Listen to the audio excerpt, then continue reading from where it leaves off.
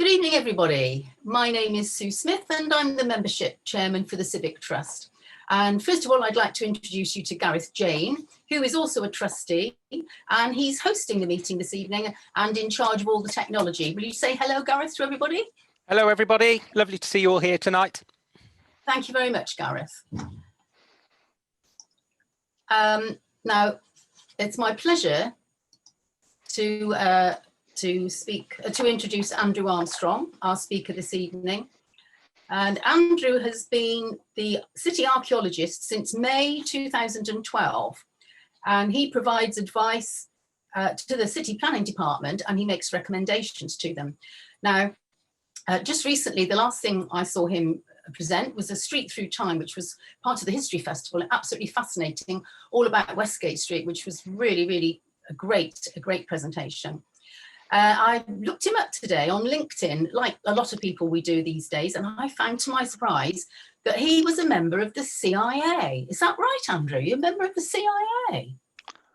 He's looking a bit concerned. When I looked at it more closely, it turned out to be the Chartered Institute for Archaeologists. A few, yes. Anyway, Andrew will be talking to us this evening about the latest exciting news about Whitefriars, and he's called his presentation Gloucester's Hidden Friary, the Finding of Whitefriars. So over to you, Andrew. Thank you very much indeed, and thank you for inviting me to speak today. I'm just going to share my screen, and hopefully, Gareth, you can confirm to me that everyone can see that. Yes, it looks good to me. Excellent, thank you. Well, thank you for the lovely introduction, Susan. I was going to explain who I am and what I do, but that's already been done. I've never been a member of the CIA, and obviously if I had been, I would deny it. I'm going to speak today about some really exciting discoveries that have been happening in Gloucester recently. What I'm going to start with really is by talking about what a Carmelite Friary is, what Whitefriars was, and then I'm going to talk about what historical sources we have for the site, and then I'm going to move on and discuss the archaeology of the site. So I thought I'd start by explaining what a Carmelite is, because the Whitefriars in Gloucester was a Carmelite friary. So the Carmelites were, and indeed still are, an order. They're a Roman Catholic mendicant religious order, originally founded for men and later expanded to include women as well. They were formerly known as the Order of the Brothers of the Blessed Virgin of Mount Carmel. And being a mendicant order, I should say, means that they live by charity. So historical records are uncertain about how the Carmelites were founded, but they were probably brought together in the 12th century out of a group of religious communities on Mount Carmel in the Holy Land, in what were then the Crusader states. There we go. So the next thing I thought I'd explain, because it often confuses me, is what friars are, because I think it's quite a helpful distinction. So in the early 13th century, the religious orders of the Carmelite Friars was established, and their rule, which was called the Rule of St. Albert, was approved by Pope Honorius III in 1226, and again by Pope Gregory IX in 1229. The Carmelites gradually became established in Western Europe, and in 1242 they founded their first community in Kent, and by 1274 there were actually 22 Carmelite houses in England, of which of course by then Gloucester was one. There were a similar number in France, as well as some in Spain, Scotland and Italy.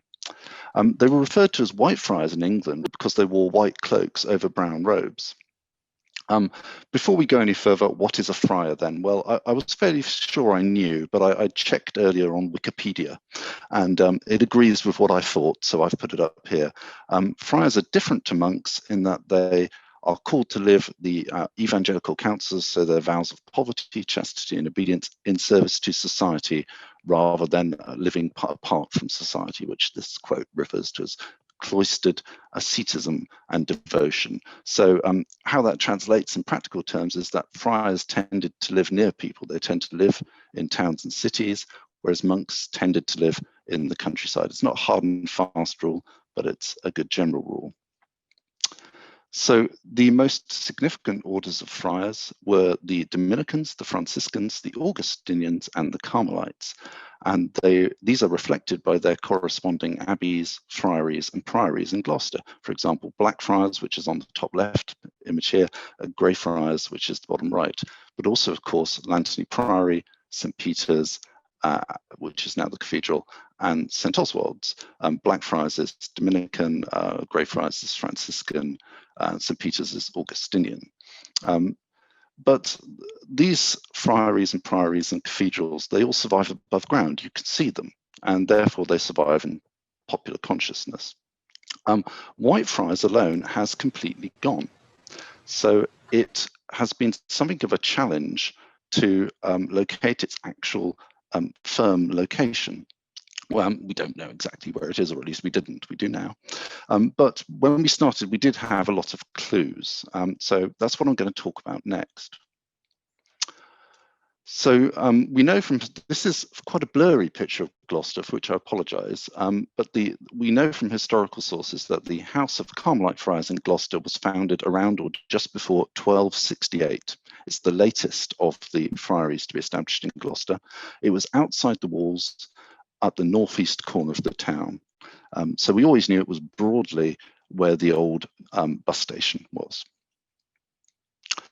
This is a map of 1610. This is Speed's map of 1610, and it's the earliest accurate map we have of Gloucester. And it shows Whitefriars there in the top right-hand corner. And if I zoom in, you'll see that Whitefriars is clearly marked. It's even got a cross at either end. Now, we know from historical sources, or it is speculated in historical sources, that the Whitefriars, Gloucester Whitefriars, may have been founded by a group of nobles, including Queen Eleanor, who was the wife of Henry III, Sir Thomas Gifford, and Sir Thomas Berkeley. But this is disputed by some other historical sources. So while it's an interesting link to very powerful people, we can't prove it. We do know, however, that there were some royal links. In 1270, so 2 years after they set up in Gloucester, the friars were granted a license to build an oratory, a small chapel, to celebrate services. And in the same year, Henry III granted them 8 oaks for building work, presumably for the chapel. 20 years later, historical sources tell us that building work was taking place on a proper church rather than chapel on the site. We know this because Edward I, who was of course Henry III's son, also donated timber to those building works.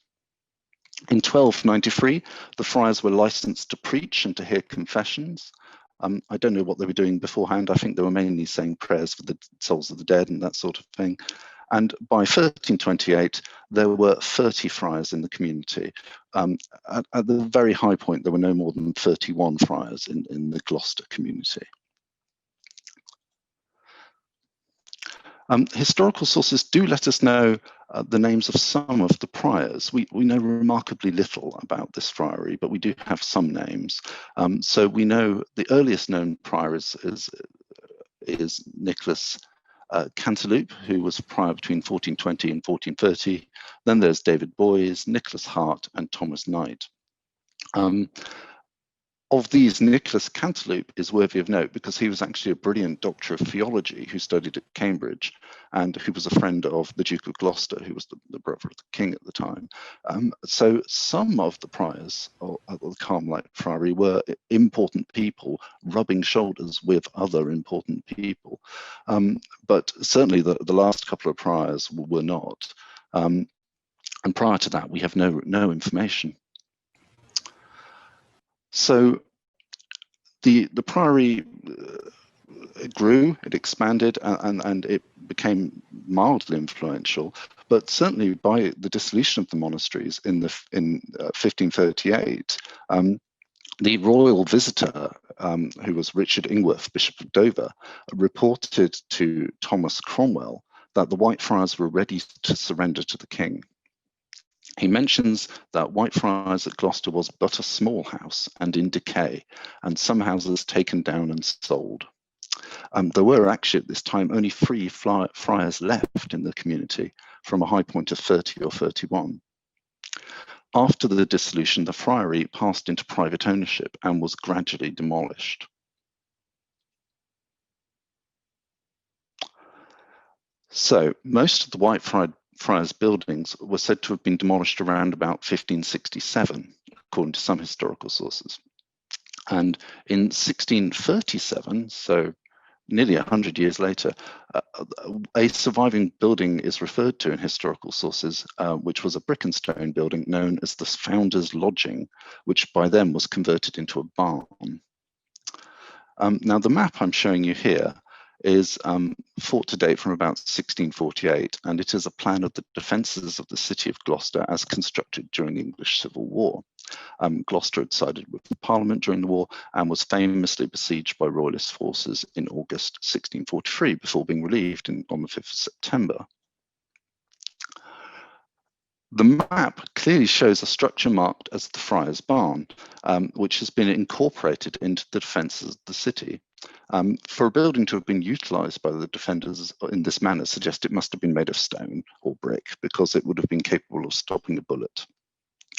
So this is presumably the same Founder's Lodging mentioned previously, although hypothetically it could be another later building built on the same spot.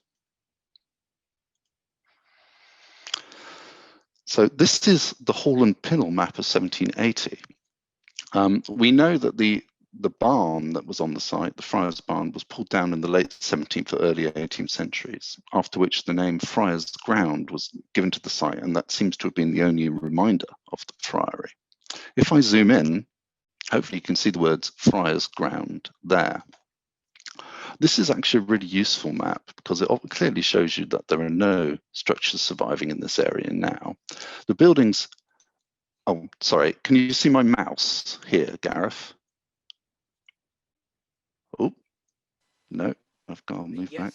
We can see your mouse fine. Oh, good, thank you. Okay, in that case I can point, that's brilliant. So it shows us that there are no structures surviving in this part of the enclosed area. The buildings here are later and have been built on the site and are not part of the Carmelite Friary. What's especially useful about this map is hopefully you can see there is an entrance here from effectively the London Road, Lower Northgate Street, which follows a kind of funnel between two property boundaries, in this case a stream, into the central area here. And this is actually the main entrance of Whitefriars onto Northgate Street. There was a second entrance via a postern gate in through the corner of the city wall here, but the main, if you like, the formal entrance onto the site was here.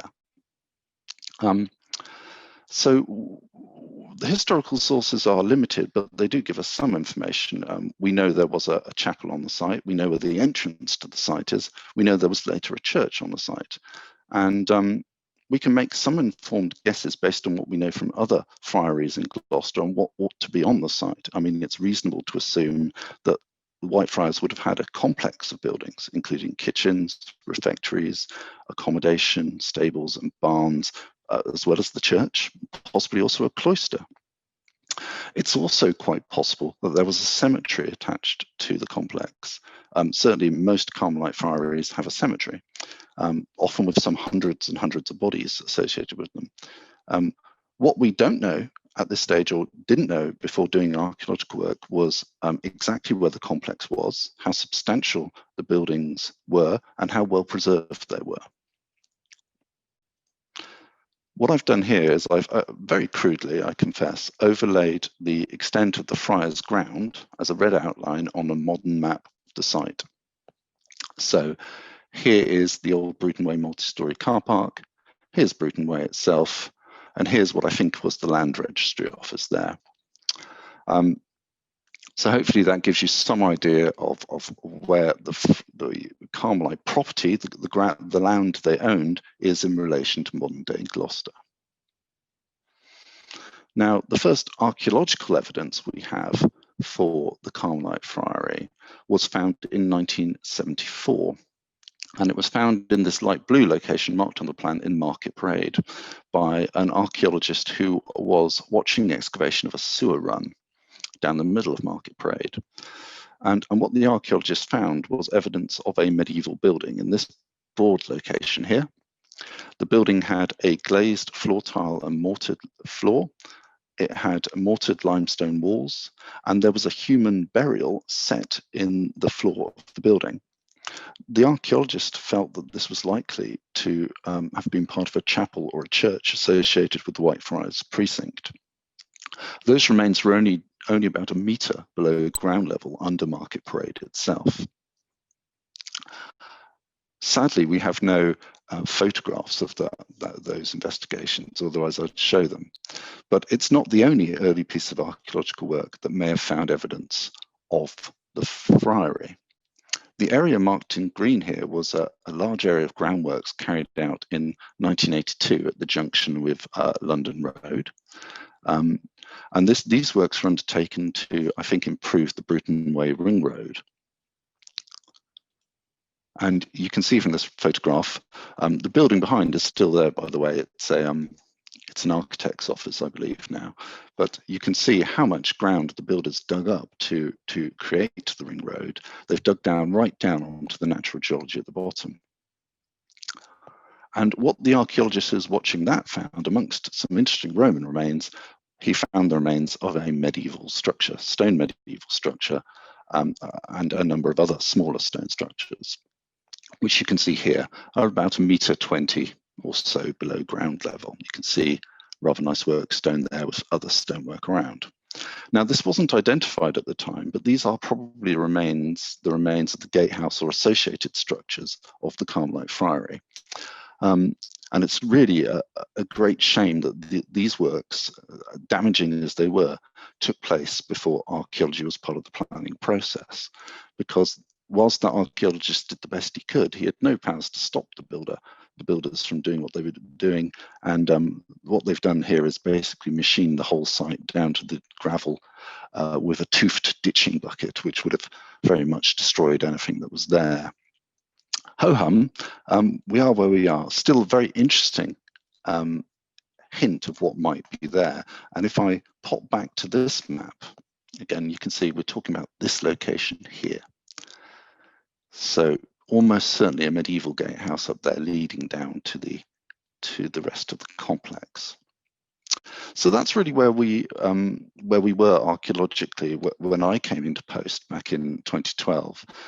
There were discussions happening at that time about the regeneration of this part of Gloucester and the proposed King's Quarter redevelopment. And I stuck my head in a lot of books and desperately started reading, trying to work out exactly where the Friary was and what the issues were. Now, the problem we had back in 2014 when we started trying to investigate this site was that it was at the time still an in-use bus station. And there's no quicker way to make yourself very unpopular than to close a bus station and dig holes all over it. So we had to work around the functioning bus station, and we were able to dig 3 trenches within the site. One trench in an emergency parking area, another trench in a bay we basically had closed off, and a third test pit down the far end here.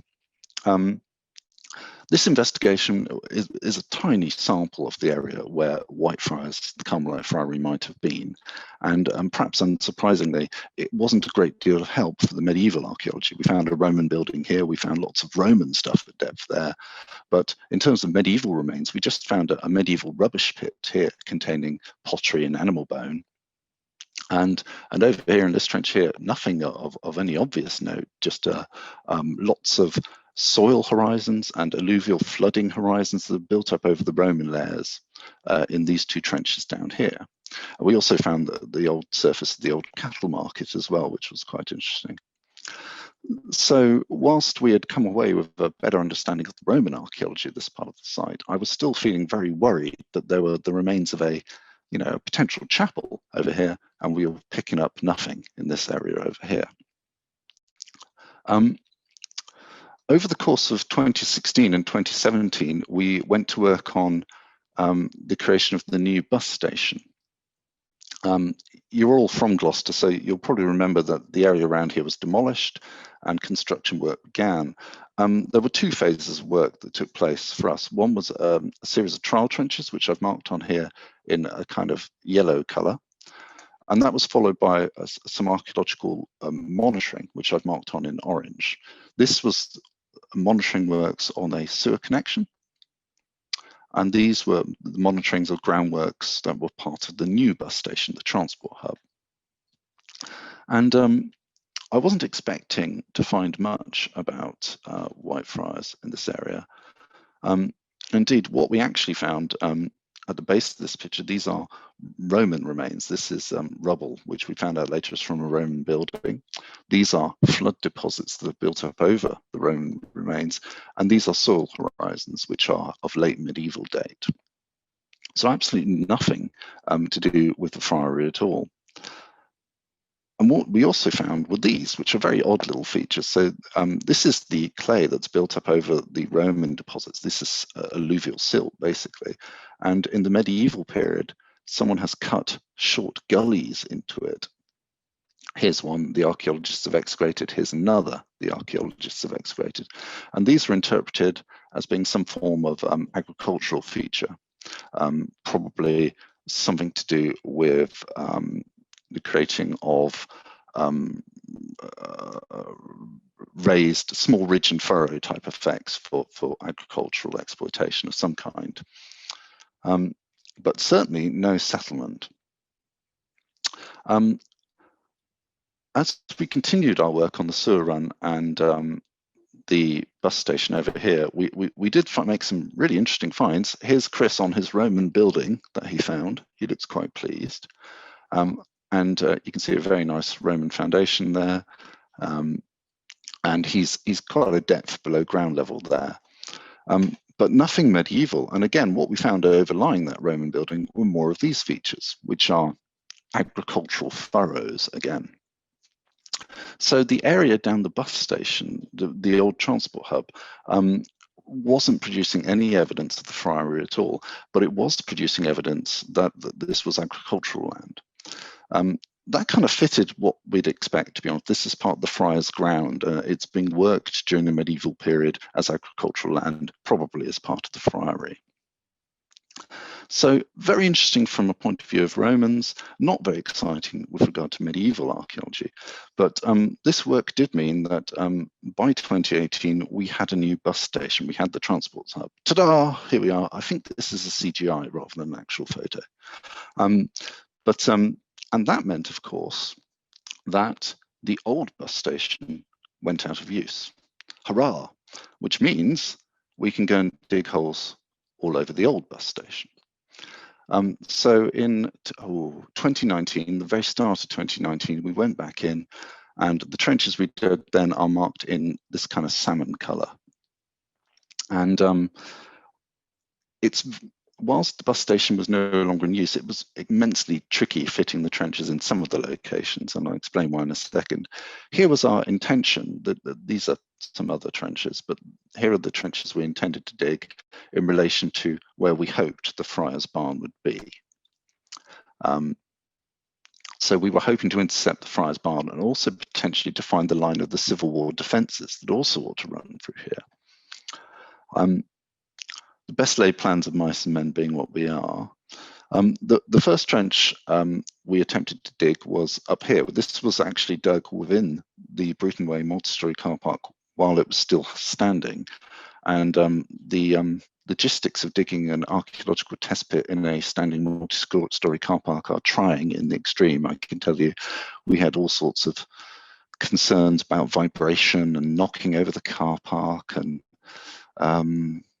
mainly knocking over the car park, I think, which is ironic with hindsight. But and here we are. Here's the poor old guy from Oxford Archaeology digging the test pit. Now, just to go back again, I was excited about this test pit because here is where, in the 1970s, we've got evidence of our chapel or our church or our medieval building with a burial in it. So I thought, right, here we go. This is the spot. This is going to be worth all the aggravation we've had from the car park people and all the problems. This is going to find us the same building. And of course it didn't. What we found instead was a very, very big hole in the ground which had been dug at some point in the 18th or early 19th century and backfilled with rubbish. Archaeology can be a very, not frustrating, but whimsical job at times, and the best laid plans don't always work. So we came away with no understanding of what these remains were, how extensive they were, or what they were meant to be. We don't even think this is part of the Civil War defensive ditch. We haven't a clue. It might even be the line of an old sewer run. So that was a disappointment. We had much better results from this trench here, which was situated just in front of the entrance of the old bus station. Now, this is a very underwhelming photo, for which I apologise, but what it contains, at the base of the trench there is a clay and mortar floor surface. There is another largely mortar surface there. There's a human burial under there, take my word for it, and then there's a very large ditch cutting through there. Now, the surfaces are medieval. The burial is almost certainly medieval and is aligned east-west. The ditch is later, and it's in the right general place to potentially be part of the Civil War defences, but it's far too small to be a typical Civil War defensive earthwork. So we don't know what to make of that yet, but we have structural remains, not for very impressive buildings, for pretty basic buildings, but all the abbeys had normal buildings as well as impressive buildings, so that didn't rule it out. And the discovery of a burial was very exciting. So that means we now have two burials on the site. We have a burial here, and we have a burial found here. Two burials does not a cemetery make, but certainly that got me thinking that we have then the potential for cemetery activity in this general area of the site. We then moved on to excavate this trench along here, which was a massive disappointment. It found only evidence of medieval soil horizons. So again, fields, and those were datable from the 13th to the 15th century. So very much the time when the friary was in use. And there were lots of finds, which suggested that there was a settlement nearby, but nothing in that trench, which when you look at the effort we went to dig that trench, is rather frustrating. The medieval levels get deeper the further south you go across the site in the bus station. So that means you start getting to the depth at which you have to shutter for safety reasons. And so the orange metal here, our shuttering, we had to put in to allow us to reach the medieval levels. And here is an archaeologist working within the shuttering. I used to dread visiting these trenches because I'm quite tall, and every time I had to squeeze between those props, I would always either bang my head or scrape my back on one of those. So it was a bit of a mission, but again, we found Roman structural remains and surfaces below all of these medieval levels that were also quite interesting, which was also what we were trying to investigate. But again, demonstrating quite clearly that the medieval settlement activity simply doesn't extend to that part of the site. Again, a similar story with this trench here. We found, and this is just to show you what the trench looked like going in that part of the site. This is Tesco's over here on the left. We were working, and you used to be able to walk through that Tesco's into the old bus station, but we did occasionally get people watching us work through the old Tesco's door there. Now, this trench found, again, some quite interesting Roman remains at depth, but for the medieval period, just soil horizons and hardly any finds at all, suggesting that we were getting further away from the area of settlement activity. Now, a negative result's a negative result, but it still helps you pin down what's going on. So to recap, we found structural remains and burial activity here. We found agricultural soils and lots of finds here. We found agricultural soils and hardly any finds here. So at the moment, we've got a definite focus of activity up here. The last trench we did was this one, which was on the site of what used to be the furniture recycling warehouse before it was demolished. And we had to basically hop the trench between existing concrete foundations on the site. What we found here was quite interesting because we didn't find settlement activity, and indeed the medieval horizons had been quite badly damaged by later development. There was a lot of building work had happened on the site in the 18th and 19th centuries.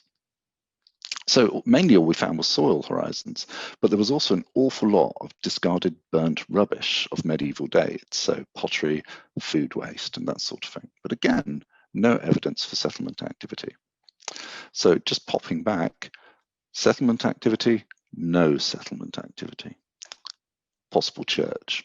So I think you don't need a PhD to start thinking that the focus of archaeological activity, the focus of the Carmelite Friary is probably up here.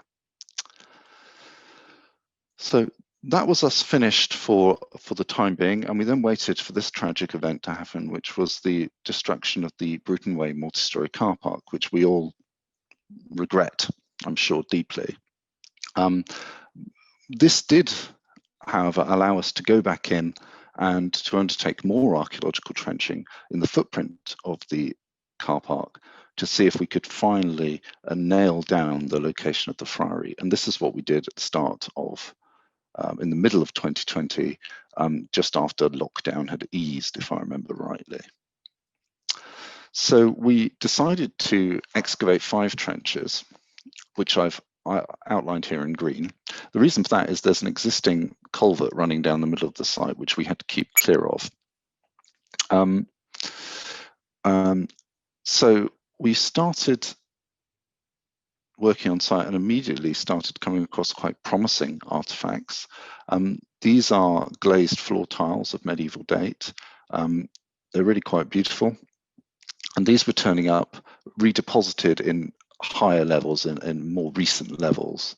And hopefully you can see they have rather beautiful designs marked on them. So we thought we were onto something immediately. The first trench we excavated was this one, which is fairly close to the one where we found the body and the structural remains here. Now, it's not immediately apparent, but we found a row of post pads of late medieval date here and here, as well as building rubble and floor surfaces. Again, overlying some quite interesting Roman remains, it must be said, but again, evidence for a structure.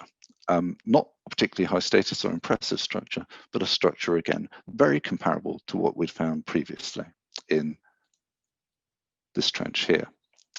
So I got quite encouraged. I'd hoped for more, but I got quite encouraged that we were finding medieval structural remains in this part of the site. We then went on to dig trench 2. Now, previously, you remember we dug this test pit here when the car park was still standing, and we just found a big hole with hard to understand post-medieval material in it. Well, this next trench was far more helpful. What we're looking at here is a sequence of archaeological remains. This is a wall. It's 18th century, so it's too late for us, but it is overlying remains that are of medieval date. The archaeologist here is actually sat in a cut of a 17th century date, which is cutting medieval remains here. And if I move along, here's a better photograph.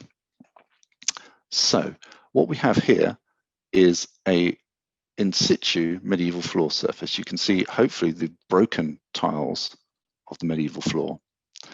And these were decorated and glazed tiles similar to the ones I've shown you before. And those were associated with a drain. And the archaeologists excavating were happy that that was a medieval drain associated with that floor surface, which has then been buried by lots of building rubble, cut by a later 17th century ditch, which has come across there, and then built over by an 18th century wall. So we have our first proper bit of fairly high status looking structural remains, very badly damaged, very fragmentary, but absolutely comparable with other monastic remains in Gloucester. If were you to look at archaeological remains from Lantony were you to look at Friars remains, you would recognize this as being very similar. So that was hugely encouraging. The same trench further down, we have another isolated area, which I've outlined in red, of surviving medieval floor surfaces, cut by a culvert running through here, by a service run running through here, and any number of other more recent bits of disturbance which have chopped up that medieval archaeology. Now, because this is an archaeological evaluation, we're stopping at the top of the archaeology, which is a very frustrating process. Were we to dig out some of these intrusions, we would find almost certainly that there was a depth to these medieval deposits that was some tens of centimeters, perhaps more, and that there are phases of different medieval structures in this trench. And that's illustrated very well by Trench 3, which is over here in the what used to be the northern corner of the Bruton Way multi-storey car park. The first thing we found in Trench 3 was an absolutely massive wall footing or foundation, and it's in a corner. You can see there's a right angle there, and then the wall steps out, and it's been robbed in places, but it's absolutely huge. It's over 1 meter wide. It's a very sizable structure indeed, and this wall at least appears to be aligned east-west, which would fit with it being an ecclesiastical structure. Now, this was the first really large piece of stonework we found, and this is the sort of thing I would associate with the robbed out remains of a friary. So really encouraging. And I was starting to think, yes, gosh, we may actually have found Whitefriars. Then we also found this. This is a wall in the same trench. It's a very large wall with a buttress, which has then been, the stone's been robbed out at a later date. What we're essentially looking at is a foundation. This is in situ foundation stone. This is where someone's come along and dug it out. And over here is a buttress extending out from the wall. This is a north arrow, so you can see this wall again is aligned east-west, as one would expect from an ecclesiastical building. This is a photograph of that buttress I've just shown you, which contains within it a reused piece of ecclesiastical masonry. This wall must be late medieval or Tudor stratigraphically, and we're assuming this piece of masonry is a reused piece of 13th century stonework. Certainly that would fit. And if I zoom in, you can see hopefully the rather amazingly delicate marks made by the mason to help him carve this rather beautiful design when he was working on it. So a really lovely bit of ecclesiastical stonework finally from Whitefriars.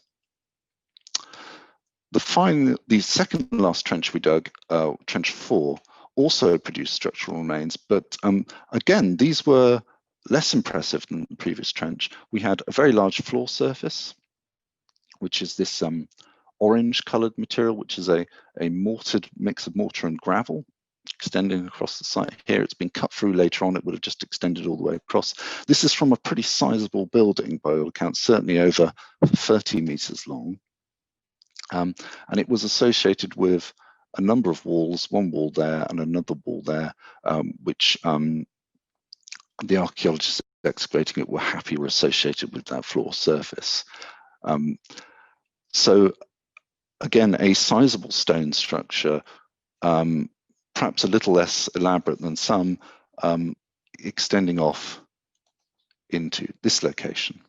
The final trench we dug here was very similar to the other trenches we've dug around here. It found soil horizons, quite a large amount of medieval pottery, but that's pretty much it. So what kind of conclusion did we come away with from that? What we have is a number of archaeological investigations that have found a focus for important structural remains on the site. And those are the remains found in the 1970s, the structures found in 2019, and then the structures found more recently. All these 4 trenches found structural remains.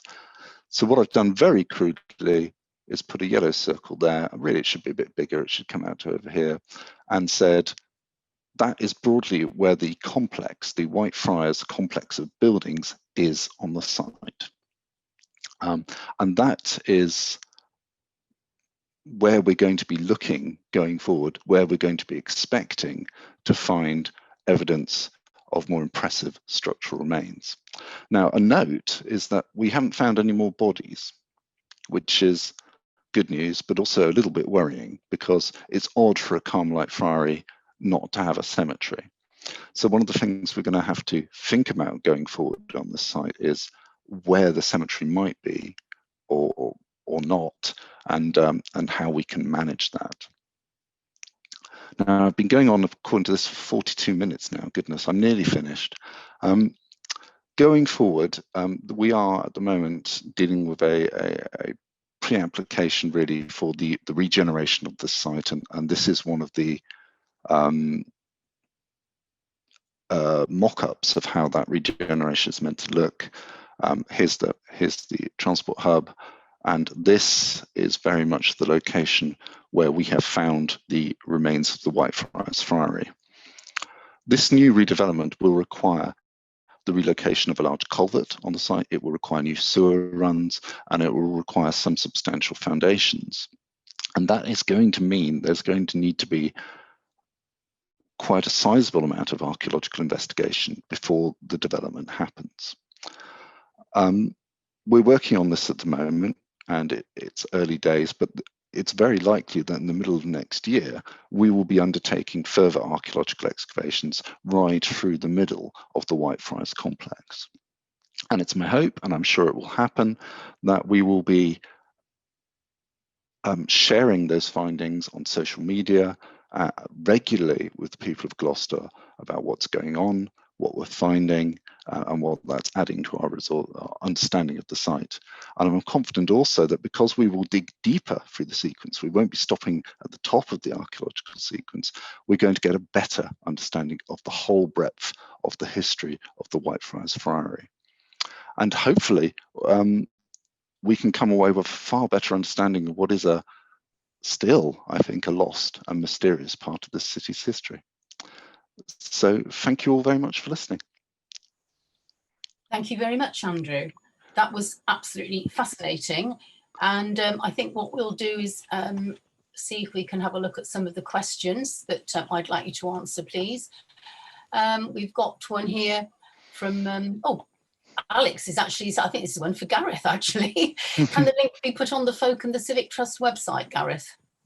Yes. Yes, that's the answer to that. Yvette has asked the question. This was quite early on in your talk, I think. She's asked the question, Patrick Garrod, was he the guy that found the bit in Market Parade?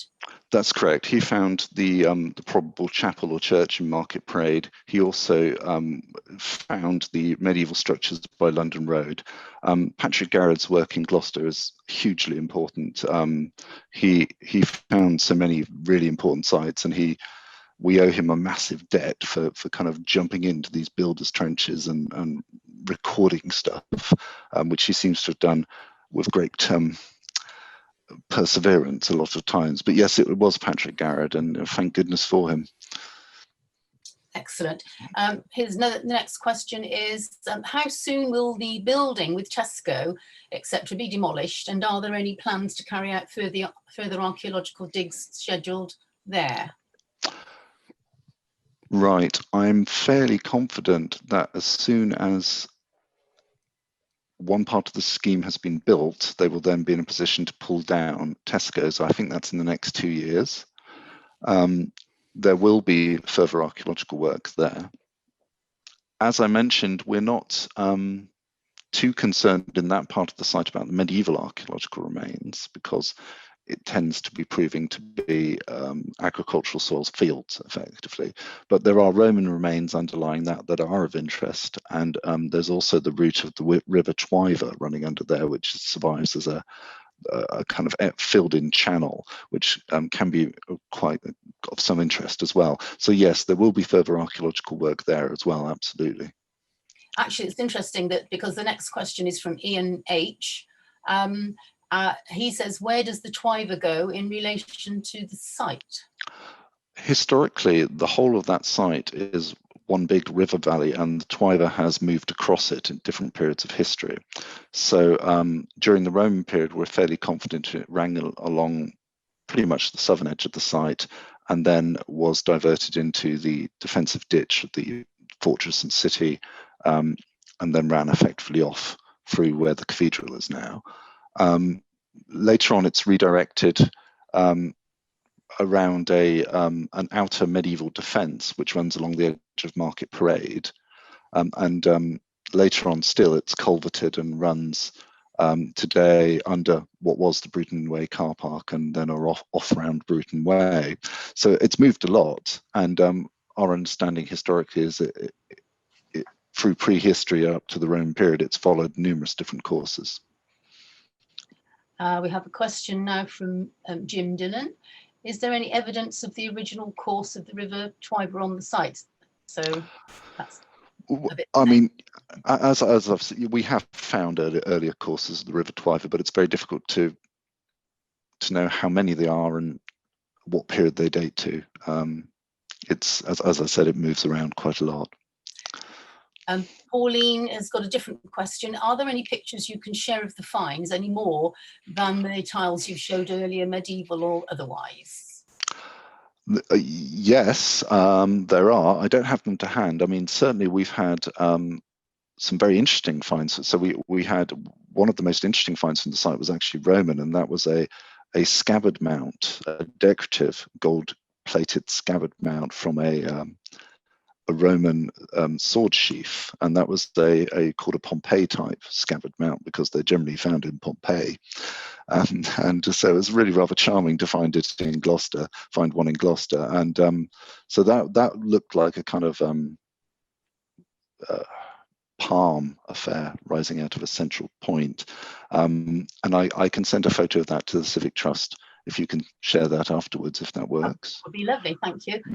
Martin White has a question. Do you anticipate that there might be remains which outdoor be permanently visible, either outdoor or with transparent floor section in the new building?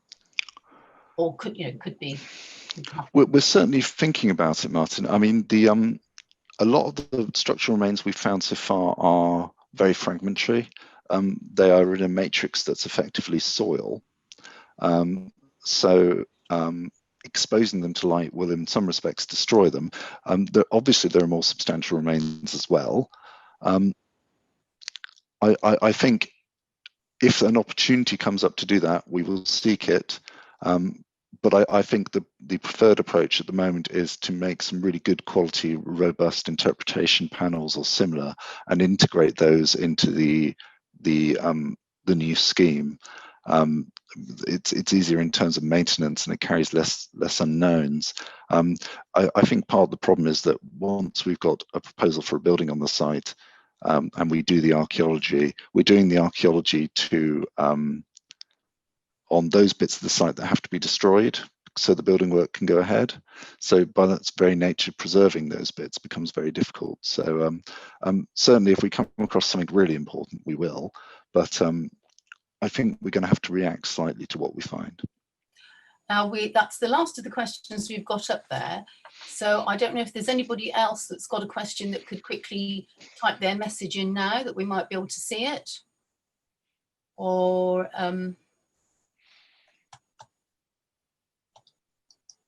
is there anybody else that's anxious to ask a question that could put their hand up and mute themselves? Anybody want to do that? I don't know if you can see everybody, Gareth. I can only see about 30 people at the moment. No, I can't see everybody. And I think that's it as far as the questions are concerned anyway. Well, I was actually going to ask you a question about the interpretation panels, Andrew. That was what I was going to ask. You know, because obviously we are going to have them, which will be very helpful, and hopefully there'll be more than one if you find a lot of interesting stuff on them. Unfortunately, in Gloucester, we do have lots of interpretation panels, but as Martin said, so nice to be able to have some clear or transparent surface so you can see underneath, like we've got in Eastgate Street. Pauline has said, will the finds, especially the scabbard, be housed at the Gloucester Museum, Andy? Yes, absolutely. They've probably already been deposited at the museum. The scabbard mount probably has been, or actually with COVID it might not have been, but it should be soon. So any archaeological remains which are recovered as part of the development control process, the vast majority go to the Museum of Gloucester, where they are stored and in some cases displayed. Yes. Let's hope that will be put on display. I can't see anybody else asking a question. So I'm just going to make an announcement now about the next talk, which will be on Thursday, the 7th of January. Claire Dovey-Evans will be talking about the Cathedral Quarter Heritage Action Zone. She's the person that's in charge of that. So that's on Thursday, the 7th of January at 7:30. Everybody will get information about that. Now, finally, I would just like to ask you all to unmute yourselves so that we can all tell Andrew exactly what we thought of it by clapping our hands, and he can hear how enthusiastic we are. Thank you very much. Fantastic talk. Thank you very much. A few messages just saying excellent presentation. So thank you very much indeed, Andy, for doing that and entertaining us this evening. Well, thank you for inviting me to speak. It's always a pleasure.